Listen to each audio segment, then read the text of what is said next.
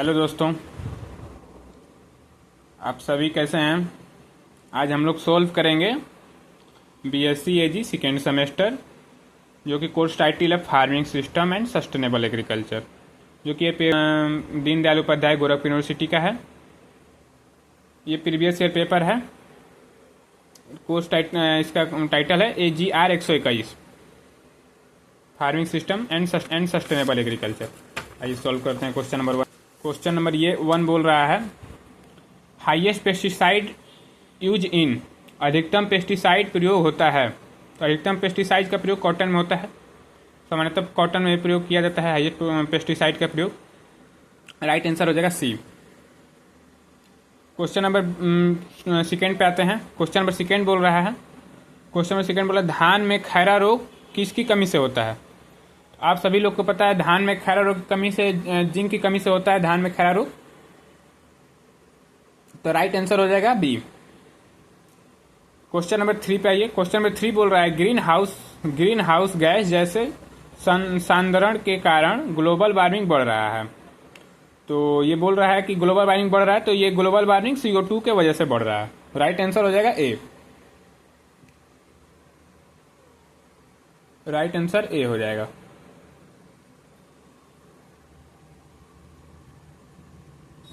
Technical issue आ रहा है। हाँ, आते हैं क्वेश्चन नंबर 4 पे। क्वेश्चन नंबर 4 बोल रहा है, एरेबल फसल को एलाइज के बीच में उगाने में arable crop grown in between alleys are known as. तो इसे हम बोलते हैं, क्वेश्चन नंबर 4 का हो जाएगा राइट आंसर को डी, कोई नहीं, इसे हम बोलते हैं फूड क्रॉप्स। राइट आंसर हो जाएगा एरेबल क्रॉप और एलाइज के बीच में उगाने वाली फसल को बोलते हैं हम फूड क्रॉप। राइट आंसर हो जाएगा डी। आइए क्वेश्चन नंबर ये बोल रहा है, क्वेश्चन नंबर 5 ये है। क्वेश्चन नंबर 5 बोल रहा है, मुख्य फसल के असफल हो जाने पर अगली फसल को बोने को कहते हैं। अच्छा, क्वेश्चन नंबर ये बोल रहा है कि मतलब हम मुख्य फसल जैसे धान ले लिए, धान किसी अवस्था मतलब जैसे बारिश हो गया या कुछ हो गया, मतलब धान का बारिश की वजह से नुकसान हो गया, तो उसके बाद हम जो फसल अगले फसल लेंगे तो उसे हम कैश क्रॉप कहते हैं। जैसे आलू के बाद हम धान के बाद जैसे अगली फसल जो धान खराब होने के बाद अगली फसल ले लिए तो वो आ जाएगा कैश क्रॉप में। और कैश क्रॉप आ जाएगा, कैश क्रॉप उसे कहते हैं, नाम से संबंधित है। कैश मतलब मुद्रा। कैश क्रॉप जिसे अपने फील्ड में बोए और उसे मतलब अपने घर पे नहीं लाए, उसे खेत में बोए, खेत में बोए और खेत से ही बेच दिए, तो उसे हम कैश क्रॉप के रूप में जानते हैं। और ब्रॉडर क्रॉप होता है, ब्रॉडर क्रॉप होता है चारा वाले फसल। क्वेश्चन नंबर 6 बोल रहा है, Indian institute of farming system research स्थित है। यह है मेरठ में स्थित है, जो कि यूपी में पड़ता है। विश्व खाद्य दिवस मनाया जाता है। विश्व खाद्य दिवस कब मनाते हैं? तो इसका राइट आंसर हो जाएगा डी। राइट आंसर हो जाएगा डी। सही उत्तर है 16 अक्टूबर को। राइट आंसर हो जाएगा 16 अक्टूबर को, जो कि इसमें ऑप्शन में नहीं है। 16 अक्टूबर को विश्व खाद्य दिवस मनाया जाता है। क्वेश्चन नंबर 8 आ जाएगा, NPK are required in plant nutrient is. इसका राइट आंसर हो जाएगा डी, इनमें से कोई नहीं। आते हैं क्वेश्चन नंबर 9 हमारा बोल रहा है। क्वेश्चन नंबर 9 बोल रहा है, भारत का कुल कृषि क्षेत्रफल है, net cultivated area of India is. तो इसका राइट आंसर हो जाएगा 141 मिलियन हेक्टेयर, जो कि ऑप्शन में दिया नहीं है। 143 मिलियन हेक्टेयर लगभग मान सकते हैं, जो कि 141 मिलियन हेक्टेयर राइट आंसर है। क्वेश्चन नंबर 10 पे आते हैं। बोल रहा है, यह एक पेशा है जो फसल उत्पादन और पशुपालन को समर्पित करता है। तो ये पेशा और फसल उत्पादन दोनों को समर्पित करता है, जो कि फार्मिंग कहलाता है। राइट आंसर हो जाएगा खेती, ए। राइट आंसर ए हो जाएगा। 10वां का right answer A. 11 number question बोल रहा है कि जहां फसल पूरी तरह वर्षा पर आधारित होते हैं वो जाना जाता है। तो ये वर्षा जहाँ पूरी तरह मतलब फसल आधारित हो वर्षा पर, उसे हम ड्राई फार्मिंग करते हैं, शुष्क खेती। ऑप्शन नंबर हो जाएगा बी, राइट आंसर बी हो जाएगा। रैचिंग, रैचिंग का अर्थ है, रैचिंग का अर्थ है, रैचिंग का प्राकृतिक वनस्पति का पशु द्वारा चराई और फसल उत्पादन दोनों हो सकता है। ये इसमें डाउट है थोड़ा, आप लोग कमेंट करके बता सकते हैं। हमको जहां तक उम्मीद सी इसका राइट। 13 पे 13 क्वेश्चन नंबर बोल रहा है, हाँ 13 क्वेश्चन बोल रहा है, एक वर्ष में एक ही भूमि पर 2 या 2 से अधिक फसल उगाना जाना जाता है। बहुत सारे स्टूडेंट जल्दबाजी में मिश्रित खेती मारते हैं, लेकिन ऑप्शन नंबर गलत है, ये मिश्रित खेती नहीं होगा। इनमें से डी होगा, इनमें से कोई नहीं, इसमें ऑप्शन नहीं है। इसका राइट आंसर होगा इंटरक्रॉपिंग। एक वर्ष में एक ही भूमि पर 2 या 2 से अधिक फसल उगाने को इंटरक्रॉपिंग बोलते हैं हम लोग। आते हैं क्वेश्चन नंबर 14 पे। क्वेश्चन नंबर 14 है मेरा कि जब भूमि सीमित हो, ठीक, जब भूमि सीमित हो तो उसमें कौन सी क्रॉपिंग अपनाई जाती है, ठीक। तो इसका राइट आंसर हो जाएगा डी। इसमें हम जब भूमि सीमित रहता है तो उसमें हम क्रॉपिंग अपनाते हैं मल्टीपल क्रॉपिंग। इसका राइट आंसर हो जाएगा मल्टीपल क्रॉपिंग, जिसमें ऑप्शन में नहीं है। इसका राइट आंसर हो जाएगा मल्टीपल क्रॉपिंग। आते हैं क्वेश्चन नंबर 15 पे। 15 क्वेश्चन नंबर बोल रहा है, एक विशिष्ट फार्म का दक्ष फसल प्रणाली निर्भर करता है, ठीक। तो 15 का राइट आंसर हो जाएगा डी। इसका होता है फार्म रिसोर्स भी होता है, फार्म उद्यमों पे भी होता है और फार्म तकनीकों पर भी होता है, मतलब राइट आंसर हो जाएगा डी इसका। आते हैं क्वेश्चन नंबर 16। क्वेश्चन नंबर 16 बोल रहा है, भारतीय कृषि अनुसंधान परिषद स्थित है, तो ये है न्यू दिल्ली। क्वेश्चन नंबर 17 हम लोग का बोल रहा है, क्वेश्चन नंबर 17 बोल, आधुनिक फसल उत्पादन तकनीक फसल उत्पादन को काफी बढ़ावा किंतु उत्पन्न किया। इसका राइट आंसर हो जाएगा सभी। 17 का राइट आंसर डी हो जाएगा। अस्थायित्व का सूचक है, राइट आंसर डी हो जाएगा। 18 का राइट आंसर डी। 19 नंबर बोल रहा है, संरक्षित खेती व्यवस्थित करने का एक दृष्टिकोण है, तो इसका राइट आंसर हो जाएगा इकोसिस्टम, एग्रो इकोसिस्टम, कृषि पारिस्थितिकी तंत्र। क्योंकि फसल उत्पादन नहीं होगा, सब्जी उत्पादन नहीं होगा, मछली उत्पादन नहीं होगा, राइट आंसर हो जाएगा डी, कृषि पारिस्थितिकी तंत्र हो जाएगा। 20 क्वेश्चन नंबर 20 बोल रहा है मेरा, क्वेश्चन नंबर 20 बोल रहा है, फार्मिंग सिस्टम इंक्लूड्स, मतलब फार्मिंग सिस्टम समाहित है जो कि पशुपालन से है, live stock farming. Question number 21 बोल रहा है, substance is important objective of, निर्वाह प्रमुख उद्देश्य है। इसका राइट आंसर हो जाएगा नॉन। 21 का राइट आंसर, निर्वाह का प्रमुख उद्देश्य है फूड सिक्योरिटी। इसका राइट आंसर इसमें नहीं है, लेकिन इसका होगा right answer food security. Question number 22 बोल रहा है, मिश्रित खेती क्या है। अभी आप लोग से बता रहे थे मिश्रित खेती उसे कहते हैं जो फसल उत्पादन के साथ साथ पशुपालन भी किया जा सकता है, उसे हम मिश्रित खेती के रूप में जाना जाता है उसे, इसलिए इसका राइट आंसर हो जाएगा बी। 22 का right answer B. Question number 23 पे आते हैं।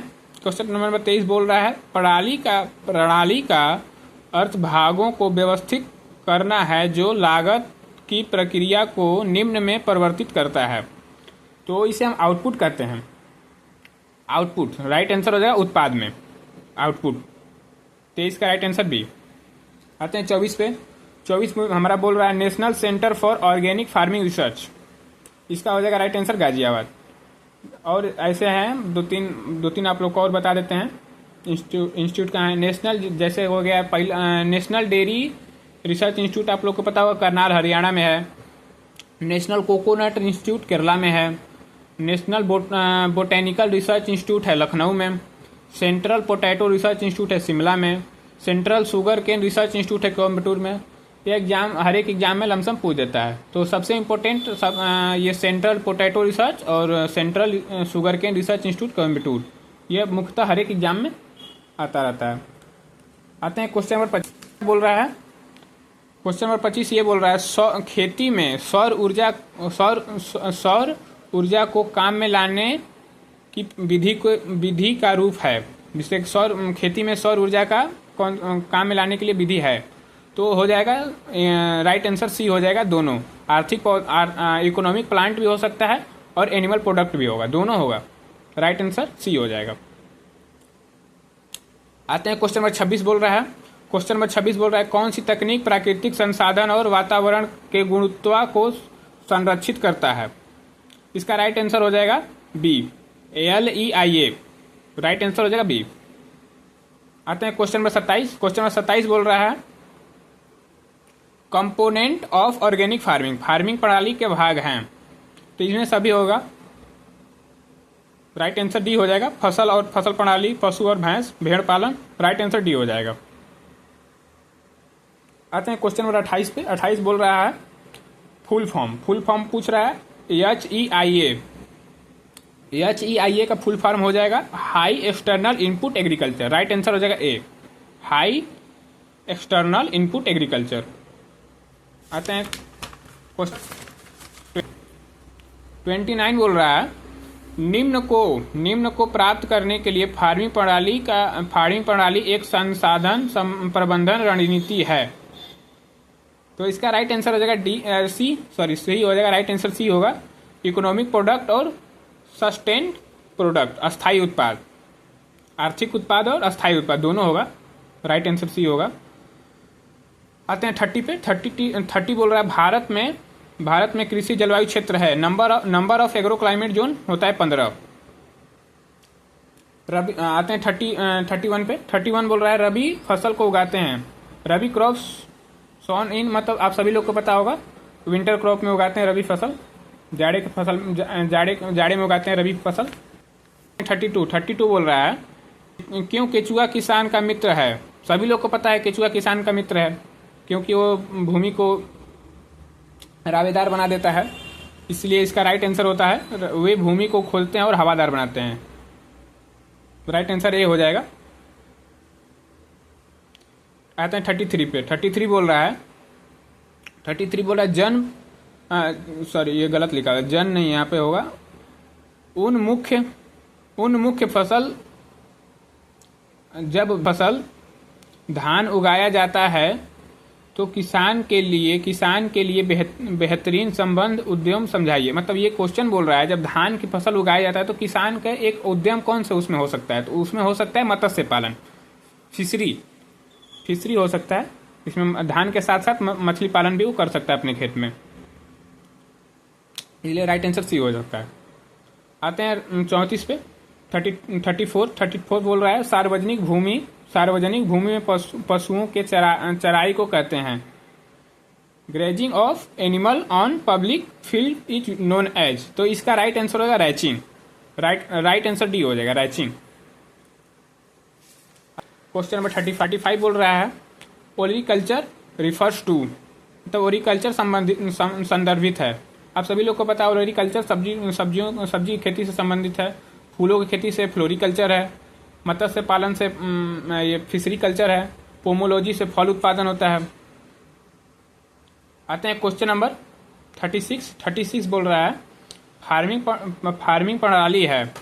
तो farming system is a holistic approach. इसका राइट आंसर सी हो जाएगा, समग्र दृष्टिकोण। 36 का राइट आंसर सी हो जाएगा। आते हैं 37 पे। 37 बोल रहा है एक ही भूमि पर दो या दो से अधिक फसल को एक निश्चित पंक्ति व्यवस्था में उगाना है, उसे कहते हैं इंटरक्रॉपिंग। राइट आंसर हो जाएगा सी। राइट आंसर हो जाएगा सी। आते हैं 38 बोल रहा है कि एक भूमि के टुकड़े पर क्रम में फसल उगाने को जानते हैं, तो उसे क्रॉप रोटेशन कहते हैं। एक भूमि के मतलब एक क्षेत्र है उसे एक क्रम में उगाना हम कहते हैं, उसे फसल रोटेशन कहते हैं, फसल चक्र। और फसल बीमा है, फसल बीमा आया था, इसे हम प्रधानमंत्री फसल बीमा योजना के नाम से जानता है। इसका शुरुआत हुई थी 13 जनवरी 2016 में, इसका प्रधानमंत्री नरेंद्र मोदी द्वारा इसका शुरुआत किया गया था, जो कि 13 जनवरी 2016 में किया गया था, इसका इस्टेब्लिश किया गया था। आते हैं 39 बोल रहा है पौधों में नाइट्रोजन की कमी के संकेत हैं। तो तो इसका राइट आंसर हो जाएगा ए, क्लोरोसिस। पौधे में नाइट्रोजन की कमी के संकेत होते हैं, दिखते हैं, पत्ती पीली पीली होने लगती है नाइट्रोजन कमी से, पौधे पत्ती उसकी सूखने लगती हैं। अधिकतर सब्जियों में दिखता है, धानों में दिखता है नाइट्रोजन, जब नाइट्रोजन की कमी होने लगती है तो पौधे की पत्तियाँ पीली होने लगती हैं। राइट आंसर हो जाएगा ए। आते हैं क्वेश्चन नंबर 40। क्वेश्चन नंबर 40 बोल रहा है, निम्न में से कौन सा जैविक कारक फार्मिंग प्रणाली को प्रभावित करता है? इसका राइट आंसर हो जाएगा बी, लाइव स्टॉक, पशुपालन। इसका राइट आंसर भी हो जाएगा। तो आज के लिए बस इतना ही गाइज, धन्यवाद।